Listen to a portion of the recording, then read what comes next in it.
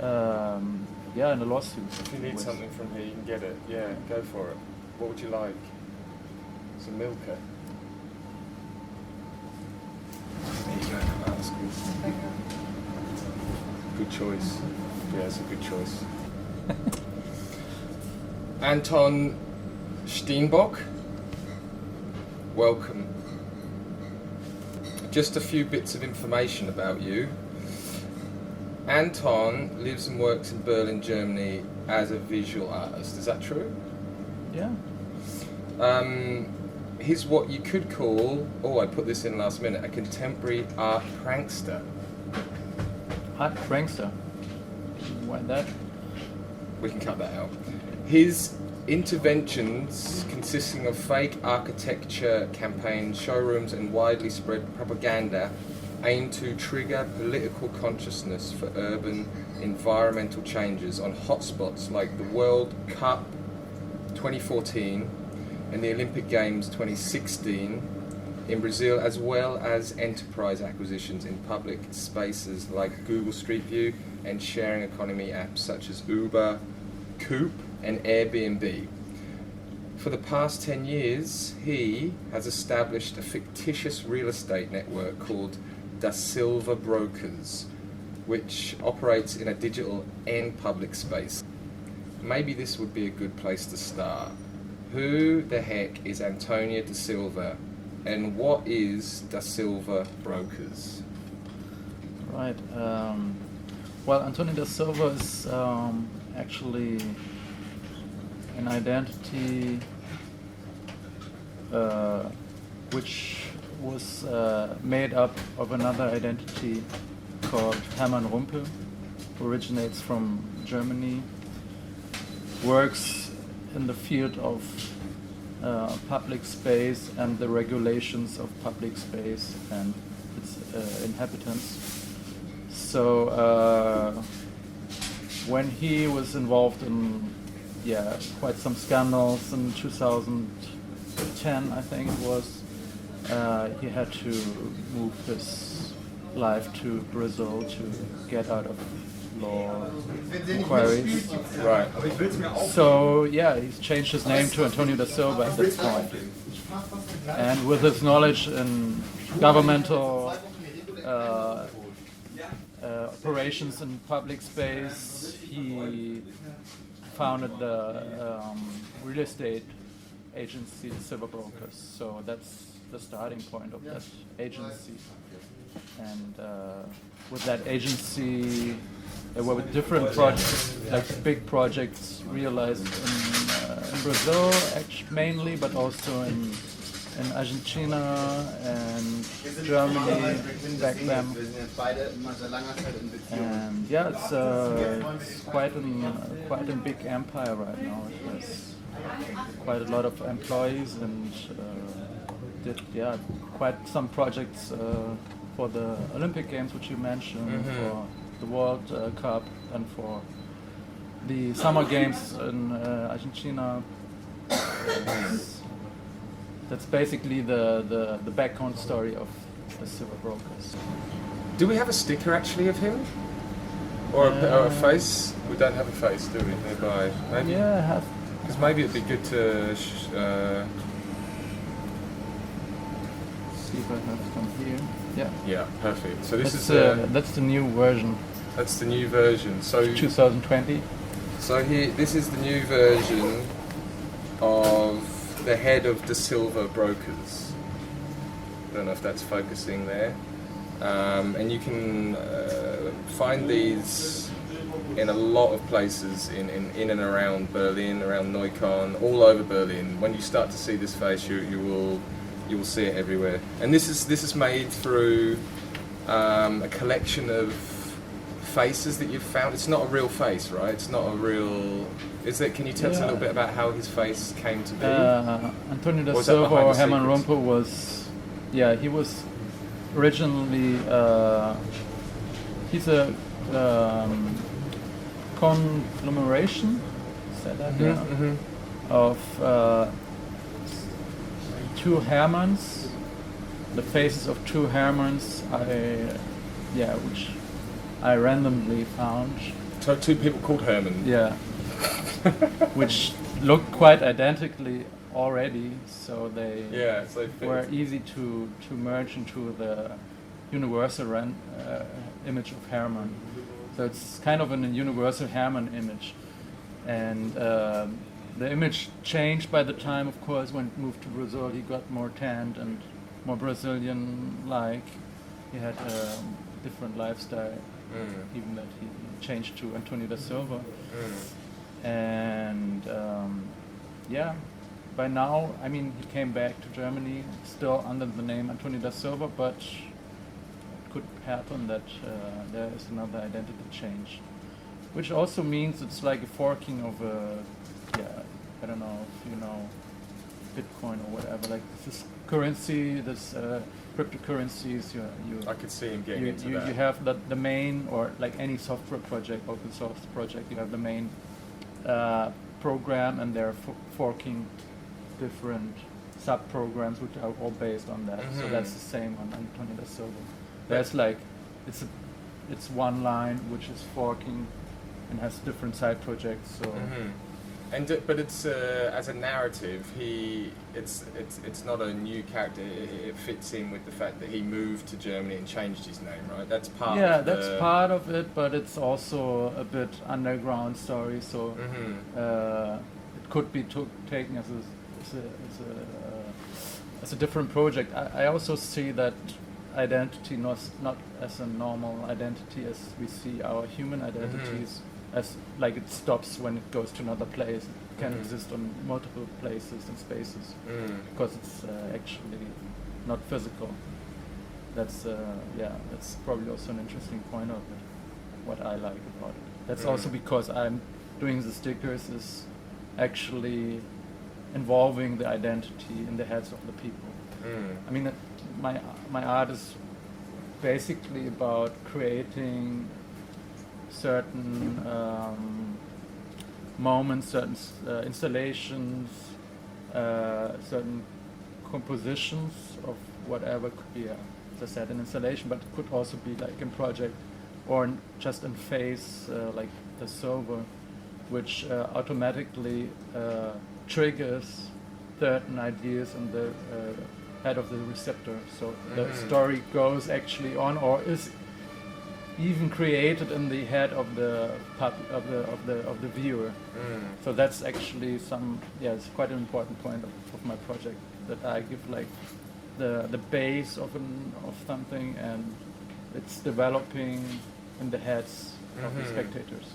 So there are different stories about him. There's like not only the ones I created, but there are like a dozen of other stories which I not even know all of them, but I hear them sometimes. People, getting different approaches to it. It's like the father of some people, or it's like a president of some company, other company, or like a political party or stuff like that. So, so that's also that fork projects, which I don't even have the control anymore about it. Well, how do you mean that they assume that this is a real character and they interact with him in their own way and have a vision, an idea of what? Probably as you did yourself. Yeah. When you didn't know that's an art project by me, you probably had your ideas about that character. You certainly had some ideas where it came from, or what it is, or you tried to make up something.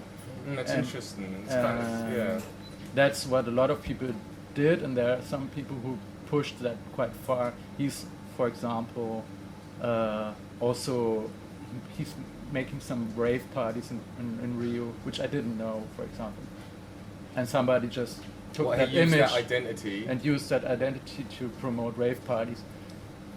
So as an ironic thing, because he looks like such a non-raving type of character. You just don't know. I don't know. It's It's just another project I don't have any control about. Yeah, it's interesting that your work plays with that inbuilt thing that's very human, where you look at something and there's a projection, an assumption. I mean, that's all my other works somehow also quite a big part. Also my installation works, where you have like an installation performance, I call them, because actually it's like a installation which plays also with process or with something happening, which is not happening at the moment, but definitely will happen because there's some physical process involved, like whatever cockroach or a cucumber is fixed to something, and you as a spectator know that something will happen. The cucumber will eventually get dried out or will rot or whatever, and through that a certain mechanism which is also visible will happen, and that process will lead to some other thing you could as a spectator imagine or make your own story out of it. So it's always playing with that moment where I give like a piece of so-called reality. I don't know. I wouldn't say reality, but it goes from reality to fiction. You know? Yeah, but I think that's the. But I don't do the fiction. No. Well, I mean that's the. I just lead the fiction. Yeah, you know? maybe you I compose it a there's bit. some kind of little signpost or something that gently guide. Maybe. Yeah, it's and it's open. also in the projects of the Silver Brokers. I mean, I put up a huge outdoor of a building which is not existing or never will exist, but people will react to that image because it's in certain aesthetics, because it has a certain type of visual language. They will automatically take that image and imagine the real building, and from that point on they will imagine their city and their life and whatever. I think that's a really clever part of your work, is that you create that initial reality to a point that's so believable. You know, I think if someone looked at this person and there were some holes in the story, or if the website wasn't so official, or if the sign that said what was going on wasn't done in that language, in such a professional way, let's say, then I don't think the idea would work. Yeah, it's a bit like designing also. Yeah. I mean, I'm really working a lot with languages, with visual languages. I mean, I'm working also with design as a job, so probably there's like this connection of knowing how to trigger certain things with visual elements, and I find it quite interesting how you could what happens. I mean, it's a bit like in advertising psychology. You try to get the receptor buys things or by just making it somehow interesting or somehow catchy. I don't know.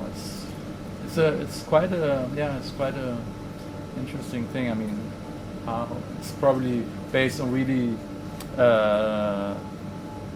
really primitive impulses at a certain point, like color, like red as like boom, but it also goes into really detailed cultural things, you know, like certain things work here and don't work, for example in Brazil. That's why it's also about, here it's about a government agency, and in Brazil it's about an enterprise, commercial enterprise, because here the government is much more, I would say, influential in the way people live than private companies, and in Brazil it's the opposite.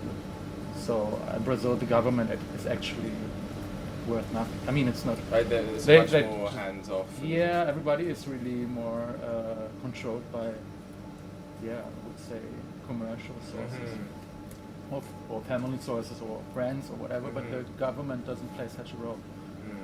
Not like here. I mean, here it's quite impressive how the government is like. Yeah, actually, you have rules for everything, right? Yeah. I mean, it's infamous for this, the bureaucracy here. Yeah. But I think also that's sort of expanding on what I was saying before, that most of the time when people are experiencing some form of contemporary art, they're aware of it before they even look at it. Like they go into space, they're already in this specific mindset. But with your work, it's communicated in such a plain way initially that people can get quite far into it without actually initially realizing, and then having this moment, oh wow, like or never having. Or that never moment. having that moment. I mean, Do people always eventually know, the people that perhaps I mean, eventually realise that he's not a real person? all that the Silver Brokers projects, for example, were strictly. I tried to keep them strictly out of my CV and my portfolio when I did them in Brazil, because of that.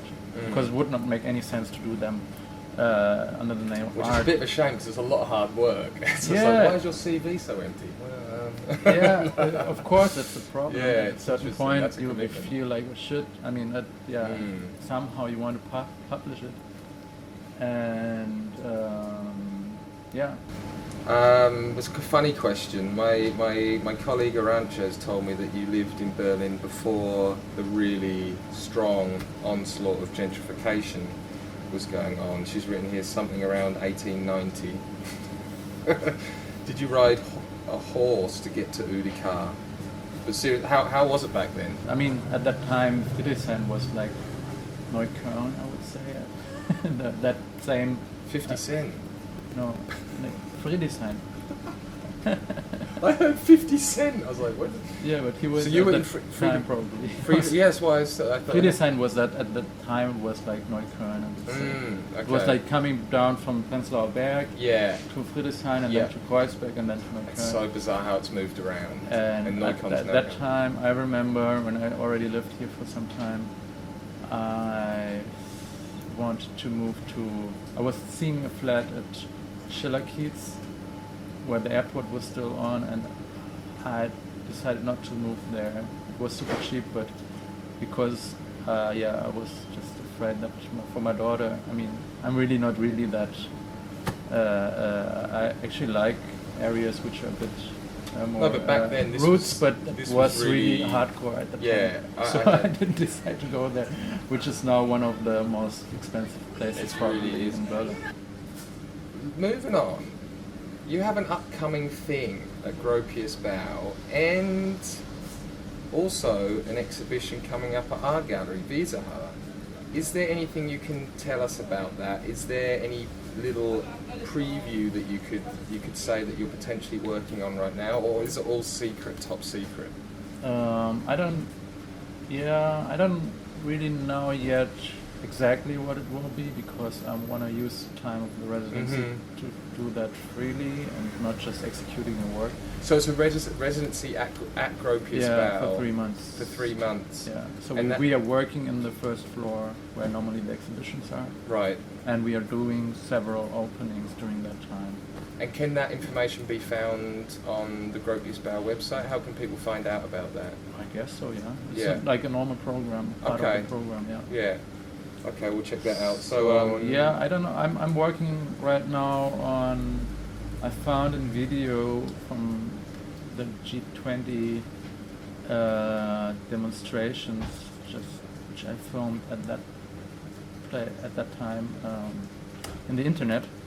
It's quite a really strange and funny video of RT. I don't know if you know that TV, Russia Today. It's like an oh yeah, RT, yeah, the green logo. yeah, right. Mhm, It's mhm. like an online TV, and they were doing a live stream on YouTube on that demonstrations in Hamburg, on the G20 thing, and it was like probably in the late night where the main thing already happened, but there was like an occupation or something. Police was there. The Schanzenviertel, the district where it happened, was like somehow occupied by the Black Bloc thing, and the video is just like a film from behind the people, and you just see people like riding their hands, and in the background there's like police, and it's just, but they're both somehow waiting. Sometimes somebody throws a rock, but it's already like, people are running around. It's not really action, but you have like the live comments on the side, which are amazing, because it's like, I think there were like 60,000 viewers at the point. Right, okay. And the comments are really fast, and they're really like representing the whole thing in just comments. Like the but madness. The madness between emojis of Jewish, like really they're making like flags like the Jew star, then the Hakenkreuz, the swastika Nazi thing, and it's like da da da, and then Erdogan da da da, and like all political hardcore right or left wing movements are like pushing themselves in that comments, trying to keep up, and in between are like a million of other comments, and on the other side you have like this rather slow image of the police, and it's super. Yeah, it's a good contrast. So yeah, cool. From that on, I was picking up other live streams. So I'm like collecting stuff. I have like live stream of the COVID-19 world map with comments also, and some computer games which are super funny because there's like the different perspectives are quite interesting. Like the commenter of the game playing the game looking into the camera, so he's looking at you. Then you have the first perspective of the ego shooter looking that way.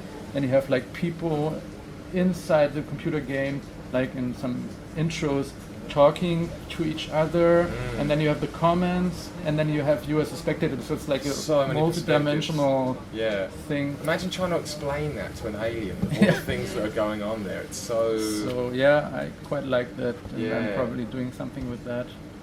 And yeah, I think we'll be... Maybe a Twitch account for De Silva. Yeah, Twitch is also... You become like this gaming guy. Yeah. I could see him sitting there and just sort of like, just a bit of Coca-Cola. Yeah, so that combination with some installation and sound thing, probably, Cool. still in progress. So this is where we move on to a quick fire round. Just say the first thing that comes into your head. It's easy, it's sometimes fun, it's a bit silly. Are you ready? Alright, question number 1. Rio de Janeiro or Berlin? Rio. Wow. Carnival in Brazil or Fusion Festival? Yeah, that's a difficult one because you can't do both, but... You have to choose one. Okay, so... 3, 2, 1. Fusion. A good joke or a good toke? Joke? Good joke. Good joke, but yeah, a the joke is better. Gropius bow or Weserhalle? Oh, that's hard. Okay, we'll leave it at that. Yeah. Yes or no? You're an artist. Any regrets? Yes. Would you make it bigger if given the chance? Yes. Showroom or Späti? What do you mean with showroom in a way, like commercial, whatever, However you a feel. gallery? It's quick fire. Yeah, showroom. You make a prank on a high-ranking MP and he loses his job. Do you go on holiday? No. In 2 words, what's next? In 2 words again. Hiking and streaming. Hiking, streaming, hiking, Yeah. streaming your hike. Thank you for talking with us today, Anton Steenbock. A show with us, hopefully December 10th at Weserhalle. Looking forward to that. Thank you. Nice chat. That's it. Yeah, nice.